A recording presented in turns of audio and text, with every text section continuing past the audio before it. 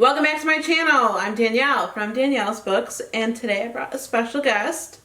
I'm Zach from Zach's Books, also Danielle's husband. Yeah, if you do not know, that's my husband, and I brought him in today because we are both going to try and participate in our first readathon ever since he's been on BookTube, and obviously I've only been here for like a week. So the one I'm talking about is Summerween, which is being held July 15th through the 21st, and it's run by Olivia Reads Latte and Gabby Reads. I'll link them both down below, but you probably follow both of them already. So before we get started, don't forget to subscribe to this channel and to Zach. I'll also link him down below. And yeah, it should be a good time. You ready? Yeah. All right, first prompt. It looks like there's 5 prompts. So the first one says, read a book in the dark. I'm looking at my phone down here. Read a book in the dark or at night. So prompt 1 and 5, there's not like a book technically, like an actual specific book that you're supposed to read for it. So we're probably going to just use the same book for both of those. And the book is The Saturday Night Ghost Club. By Craig Davidson. Yes. So we both have technically read this book, so it's going to be a reread for both of us. But I told Zach I wanted to do this reread for my birthday, because if you do not know, it's my birthday week. My birthday's on the 16th. So read a book in the dark. We'll probably do this, and then we'll also probably do it for prompt 5, but I'll get there when we get there. Did you have this in your July TBR? I did not have it in my July TBR. She put it in mine, so. But I've been reading through my July TBR. I'll probably post a recent reads video coming soon. But yeah, do you want to read the little blurb up here? Yes. An irresistible coming-of-age story about a group of misfit kids who spend an unforgettable summer investigating local ghost stories and urban legends. The last time I read the back of a book, our Alexa went off, so I'm trying to keep it calm for a minute. Yeah, so I gave this book 4 stars when we first read it. And I think I gave it 2. Yeah. 2 or 3. I didn't enjoy the story as much, which is why she wants me to give it another chance. Well, I also think you maybe listened to it too fast. Well, so you didn't get the full effect. She also mentioned, because this is Nick Cutter too, yeah. And so I kind of have super duper high expectations with it, because I think I had just read The Troop in the Deep, and so I was like, oh, it's going to be one of those stories. It's not, but I just need to understand that not everything he wrote is going to be The Troop.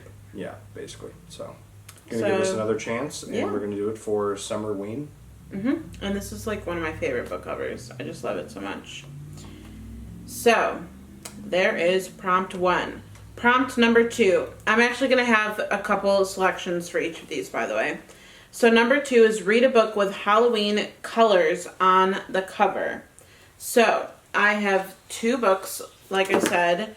And the first one is going to be We Need to Do Something by Max Booth III. And this is a family that gets isolated in their bathroom during a tornado warning. He's read this and gave it 4.5 stars or something like that? Yeah, it was 4. It's a short little horror novella. So there are some parts that are pretty graphic in it. Yeah, so I'm excited to read this one. It has the orangey vibes. That's what I was kind of going for. And then my other option, I'm going for short books for this readathon because I want to get through as many books as I can. The next one, I'm stretching a little bit, but I think it'll work. And that's The House on Abigail Lane by Kaylin Patrick Burke. This one you also read and gave, 4 stars to? Yeah, it was 4.5 stars, just like the other one. This one I don't know a ton about. I think it's a haunted house story? Yeah, in a sense it's like a haunted house. It's really weird. It's an odd story. I enjoyed it, though. I really like the cover, though. They also, put emphasis on this clown in this book, but he literally only shows up, once. Great. So, well, you'll be fine. It's not Pennywise. It's his brother, Nickel-wise. Okay, interesting. Terrible joke. Read a book with Halloween colors on the cover. Those are my 2 picks, and what is yours? Honey, I put your stack in order for a reason. You didn't do anything. Yes. This is the stack you gave me. All right, well, it's the bottom book. This is the stack you gave me. I touched nothing. Okay. Rose Matter by Stephen King. This is, obviously, it's a book by Stephen King. There's also, you can see the orange in it. By what I can recall with this book, and people can correct me if they want, it's about a painting, and this woman's like on the run, and she like goes into this painting, and there's this weird like guy who can like turn into like a demon or a bull or something like that. That's my understanding. If I'm wrong, I'm sorry. This was also supposed to be a video that we were going to film a while back on my channel where I read the lowest 3 rated Stephen King books, but then I decided to read Cell on its own, and then I read the Tommyknockers, so I kind of already ruined that. So This was on your July TBR, though. yeah, this is basically like half of my July TBRs. Yeah. What's going into the Summerween thing, so. That's okay. A book that's got some orange or like Halloween colors, Rosemary, Stephen King, for me. Nice. Next prompt, number 3. Read a book with haunt in the title. So, this one is a hard one because, I mean, the go-to would be Darcy Coates because pretty much all of her books have the word haunt in it, let's be real. So, I did choose one Darcy, but I also chose a different book too. And so my first option is The Haunting of Hill House by Shirley Jackson. Everybody knows what this book is about. It's a classic. It's, very popular. I've tried reading this like on 2 different occasions and I just never got into it. This is going to be my last chance, and if I can't get to the end, then I'm done trying. But I did read this, and I did not rate it very high. No. It was like a 2 or 3 star for me. I think it was in your like popular horror books that you didn't like. I had read that third out of, I read the Amityville Horror and The Exorcist with it, and those were just like top tier. And then I read this one, and I was like, well, that kind of brings the average down. Yeah. Do you want to talk about your next one together? So, my other option is The Haunting of Rookwood House, which is also one that you need to read still. Yes, and the one that I picked is The Haunting of Lee Harker. Both Darcy Coates books. Yeah. This one is one of her shorter ones, so that's kind of why I picked this. And so, yeah, basically, if you don't know, Darcy Coates writes a lot of haunted house stories. And she has a bunch of them that are the haunting of, Rookwood House, Gillespie House, Ashburn House. There's like a bunch of them. She has a lot of haunted houses, and reason why I picked this one, because I think there's only like one haunted house one I have left, and I think it's that one. Mm-hmm. I could be wrong though. But this is the first one that I know of where she wrote about a haunting of a person. And so I was very intrigued to read this one, and so that's why this is the one I picked. I also think this came out earlier this year. This was a this year release. Maybe end of last year, I'm not sure. It could have been end of last year. She remember. releases books fairly often. She had 3 releases this year.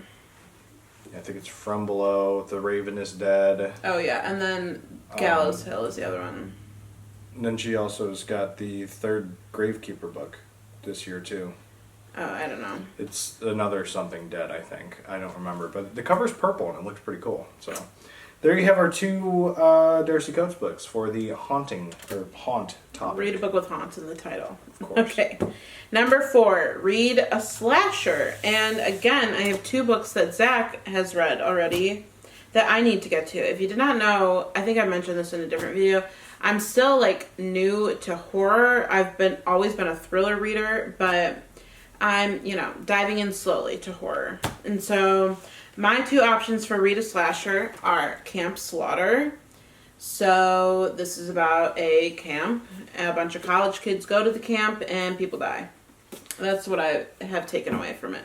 Yeah, I read this book. I think you DNF'd it, didn't you? I literally probably had like 15 pages left, and I literally just couldn't get into the story. You couldn't care less. Well, yeah, I'm trying to keep it vague for you so you actually read it and I don't ruin it. Oh, I'm gonna read it. But I will say the teenagers seem like your basic idiot teenagers in like a slasher film. Like they just like, oh, the killer's probably in there. Oh, let's go in there. That's just like the stupidity they have. It's just like, oh, there's the murderer. Let's go confront him. Oh, that was a bad idea. That's just kind of the vibe I got from the teenagers in this book. So. All right, well, can't wait. I already downloaded the audiobook for it, so this one I'm going to read the audiobook and probably follow along physically. I think this was a debut novel for this guy, too. I'm not totally sure on that, but yeah. So that's the first one for Slasher. And then, do you want to do one of yours? Yes. This one I'm also interested in. It came from the Multiplex, an 80s midnight chillers. I think it's a horror anthology. Yeah. We got this sent to us like forever ago, and it kind of gives off like, if you guys don't know, one of my favorite books from the first year I had my YouTube channel is the I can't even think of the name of it. Best Friend's Exorcism. Yeah, and so it's kind of like a VHS kind of like vibe cover. That's the vibe I kind of get from this. Yeah. So this one looks pretty interesting, and yeah, I kind of might read this one too. I don't know. We'll see. Looks like it might be some sort of like collection. I don't think it's just it is like a collection. One giant video. It says Stephen Graham Jones. There's a bunch of authors. Stephen Graham Jones is listed. Steve Rasnick Tam. I mean, there's a whole bunch of people. Paul Campion. There's a bunch on the back. Yeah. Gary Jones. Cool. And yeah, love this cover so much. So that's your first slasher. Then mine next option is Clown in a Cornfield. So there's a sequel to this coming out, I think in August. I'm not totally sure on that, but I know it's the fall sometime. And it's just called Clown in a Cornfield too, if I'm not mistaken. Yeah. Friendo comes back or Friendo's something. Revenge or Friendo lives Return. on or something. Yeah. This I read this and I want to say I gave it like 5 stars. Yeah. This was a very, very good book. I thoroughly enjoyed it, and I personally can't wait for the sequel to come out. So. Yeah, so I'm excited to read this one. I'll just read you the little blurb on it. It says, Quinn Maybrook just wants to make it to graduation. She might not make it to morning. So you got a classic clown story in a small town is what it seems. So I'm excited about it. When he first read this, he talked like my ear off about it, but I don't remember anything he really said, any of the like twists or really what happens. So I'm excited to read this one. So that's my other option, and then hopefully I'll like it and I can read the sequel when it comes out too. Maybe I was gonna say maybe we'll do that as a buddy read. Yeah. And then what's your other option? The other option I have is Kin by Keelan Patrick Burke. So I've read like 4 or 5. Yeah, I've read like 4 or 5. I've read a good amount of Keelan Patrick Burke. However, when we went to Bucket of Blood in Chicago, I realized that there is a lot more of Keelan Patrick Burke that I have not read. So on my shelf, this is like the only one I have not read. But then we went to Bucket of Blood, and now there's like 9 more. And there's still another like 30 to go. So, but he is like my short story. I call him like my short story god. He's just really good. No offense, Stephen King. But like, Keelan Patrick Burke can write the hell out of a short story. Like Sour Candy, phenomenal. The House on Abigail Lane, incredible. Blanky, incredible. He's just got a knack for it. And so this book is actually like a book. Like it's over 200 something pages. So I'm very excited to get to this.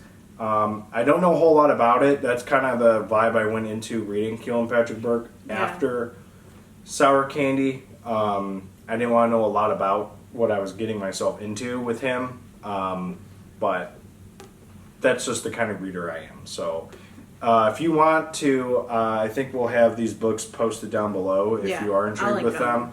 So if you want to read a little bit about this, feel free. But I want to go into it blank. But if you have read this, let me know thoughts without spoiling it, though.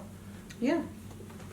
All right, so that is our options for read a slasher. And then the fifth prompt is bake or make a treat with your spooky read. So I will do that while reading any of these, technically. I'm not going to pick a special book just to do that prompt. So whatever I'm reading at the time is what will fulfill that. When Pillsbury releases their logoed Halloween cookies that you put in the oven, we'll probably get about 5 boxes of those. Well, that won't be during Summerween, but okay. Anyway. Oh, yeah, that's right. So this is my stack. And this is my stack. So yeah, let us know what you're planning to read for Summerween down below. And yeah, I think we might try and vlog it. I don't know whose channel that might be on, but yeah, we might give that a go for the first time. And yeah, don't forget to subscribe to both of us and give this video a like. And we'll see you in the next one. Bye! Later.